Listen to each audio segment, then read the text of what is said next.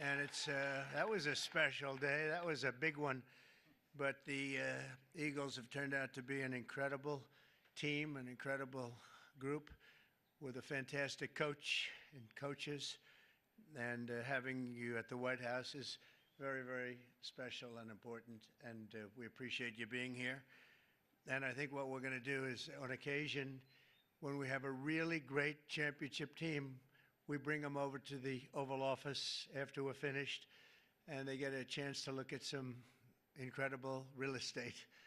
And we have a little present for each and every one of them, and it's a terrific present. So we're going to do that for this team, okay? And we'll do that. We'll walk down to the Oval Office, and who knows, one of them may soon be sitting in that seat, you know? They become famous, and we sure as hell know they're good athletes. Now they have to have some other ability, and they do. And we'll see what happens. But I especially want to recognize the Eagles owner, chairman, and CEO, Jeffrey Lurie. Where is Jeffrey? Jeffrey, where is Jeffrey? Where is he?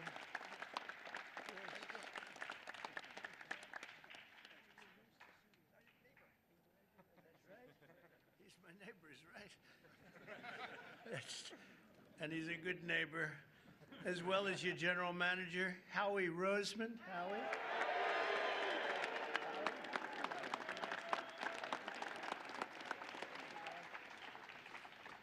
And your spirited coach, Nick Sirianni. Nick,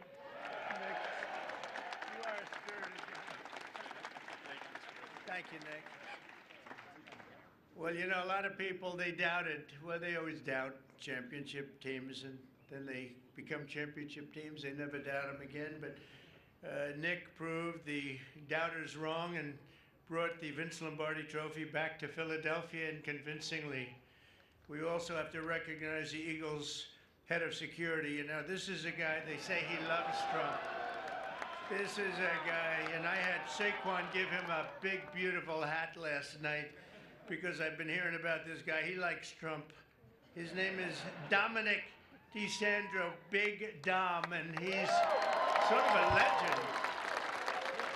Come here, Dom, come on. Say a few words, Dom. I hear this guy's just, come here. I'd just like to say thank you. We're honored to be here. Thank you, President Trump, and that's it. Go Birds. Thank you.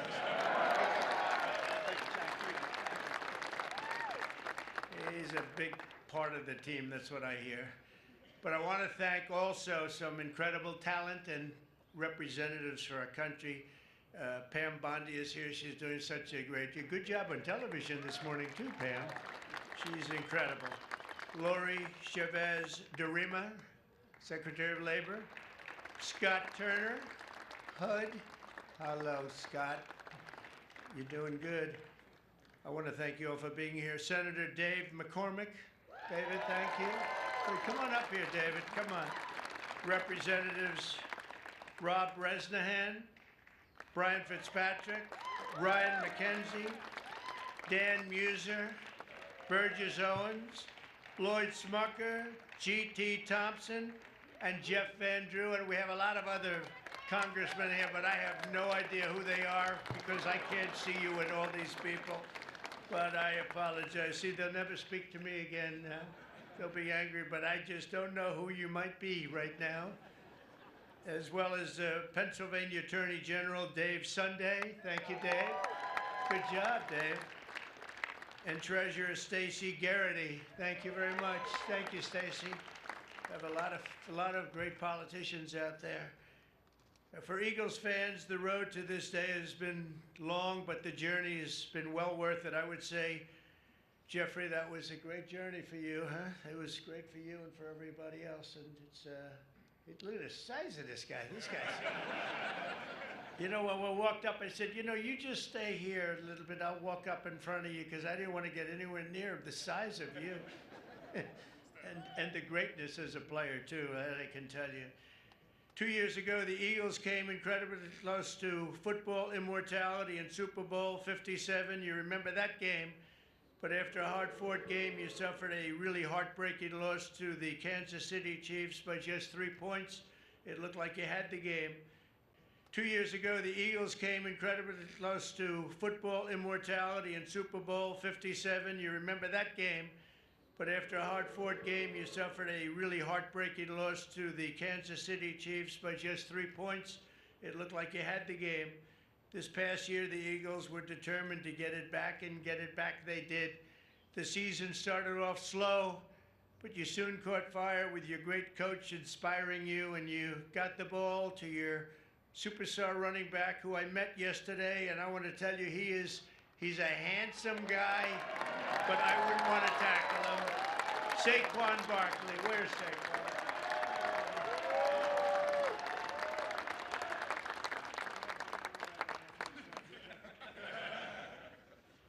He's great. I got to know him a little bit. I offered him a ride on Air Force One because I was coming down.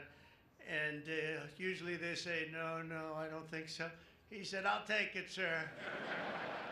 And he loved it. We loved being together. He's a great young guy and an incredible football player. Saquon had a season for the ages, running behind the most powerful offensive line in the NFL, featuring... That's what this. It's a big group. We're going to introduce him. Jordan Mailata.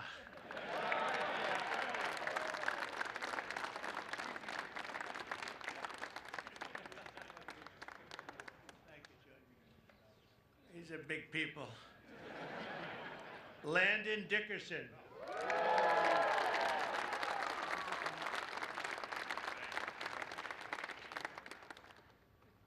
Six-time Pro Bowler right tackle, Lane Johnson. That's Lane. Oh, wow. That's pretty good.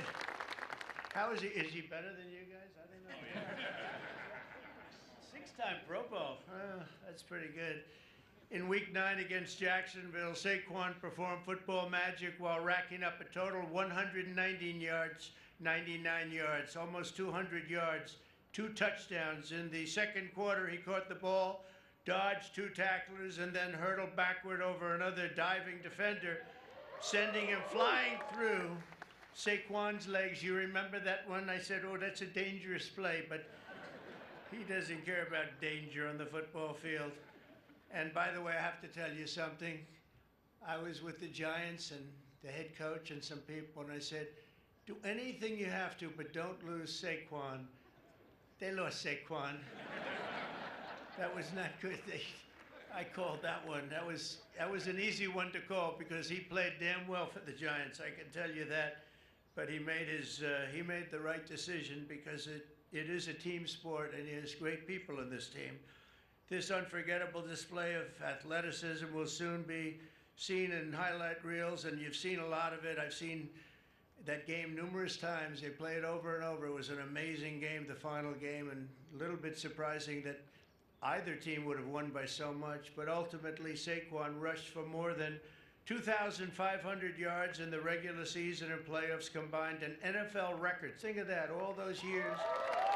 And he was named NFL Offensive Player of the Year.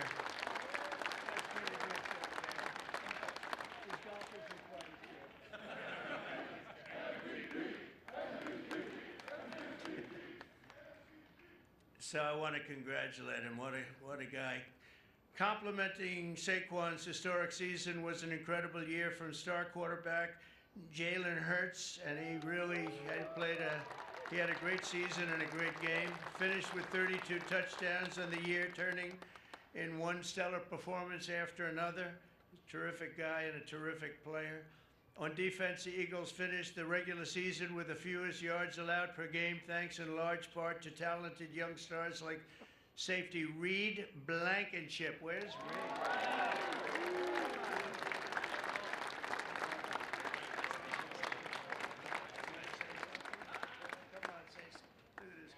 I don't have a lot to say, but go Birds, even in D.C.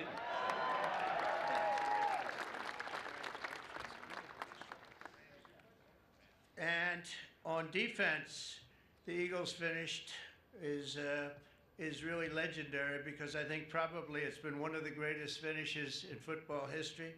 In Week 11 against Washington, Reed had 10 tackles overall and an interception in the fourth quarter to seal the win. It was a big one.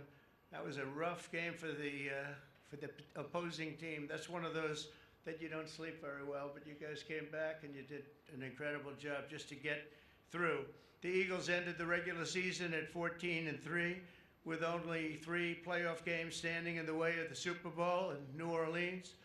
After beating the Green Bay Packers in the first game, the Eagles won a close one against the Los Angeles Rams, all good games. Then in the NFC Championship game against Washington, Saquon took his very first handoff for a 60-yard touchdown and then added another touchdown minutes later. And you know, Saquon's a good golfer, but he's a much better football player, in case you had any thoughts of doing something else, Saquon. Soon, thanks to 55 points on the day, the Eagles punched their ticket to a Super Bowl rematch with the Kansas City Chiefs, and you know what happened. It was an incredible game, a little surprising, but right from the beginning, in the first quarter of the big game, which I was there, I watched in person. I was there along with Taylor Swift. How did that work out?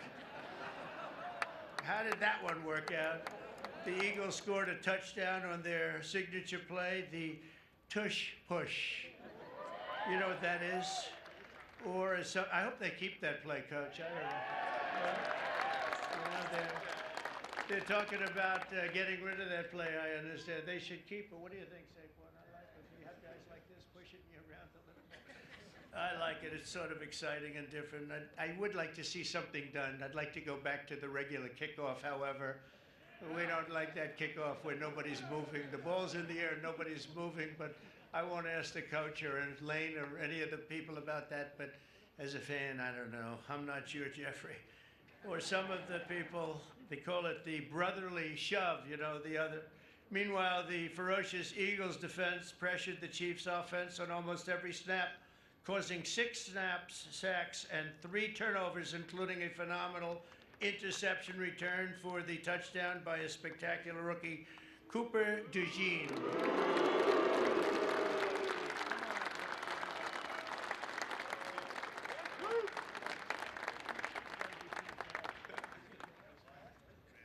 Good job. Cooper made the play of his life, and he did it on his 22nd birthday. Wow, you're a young guy, huh? A short time later, a touchdown pass right before halftime and another one in the third quarter helped put the game on ice. And at the final whistle, the green and white confetti rained down on the scoreboard. It was 40-22. And I think maybe the Eagles themselves were surprised, but boy, they played great. They looked unbeatable. It was a great moment for an incredible group of people. Throughout their extraordinary season, the amazing group of warriors, and that's what they are, they're really modern-day warriors, inspired the world with incredible spirit, athletic dominance, and exceptional teamwork, and you made the Eagles fans everywhere really very proud. Whether you're an Eagle fan or not, they were proud to watch a team of such great power and dominance, and you really have a whole life to lead, and you can say you've done it. You've done something that very few people are able to do. We've seen a lot of great teams, Lane and Coach. We've seen a lot of great teams, but they don't ever get to where you've already gotten. And you're a young guy to be Coach. Oh, I'd like to be his manager right now. I'd like to be, like, pick up my little 10% for doing nothing. So I want to congratulate once again, and let me just say, fly, Eagles, fly, right?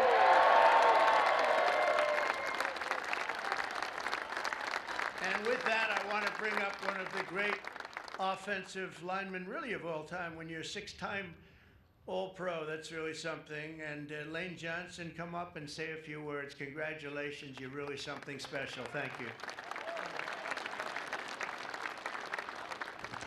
Move this up a little bit. Thank you, Mr. President, for allowing us to be here, sending us the invitation. What an incredible year it was for us, really having the chance to play the team that we lost to a couple years before and come through. But I want to thank Mr. Lurie just for creating a championship organization and culture. Howie Roseman putting the time in, everybody on the coaching staff. Just what a wonderful season it was. And we're not done. We're ready for another round. So thank y'all. And go Birds.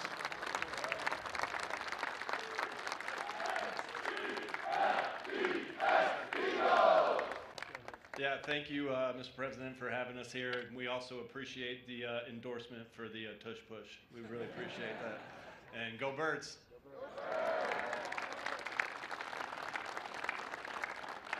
Jeffrey, maybe you could say a few words. You've done an amazing job in putting this team together. Come on up. Thanks. Thanks, Mr. President. You know, it's truly an honor to be here. I remember as a little boy the championship teams that came to the White House, and I never dreamed we'd be able to, you know, have a team and be as good as this. And this was a dominant team with incredible culture, everything we all believe in as the best human values: selflessness, humility, teamwork, talent, discipline, everything that we all strive for, this team incorporated. So thank you for the hospitality today, and go Birds.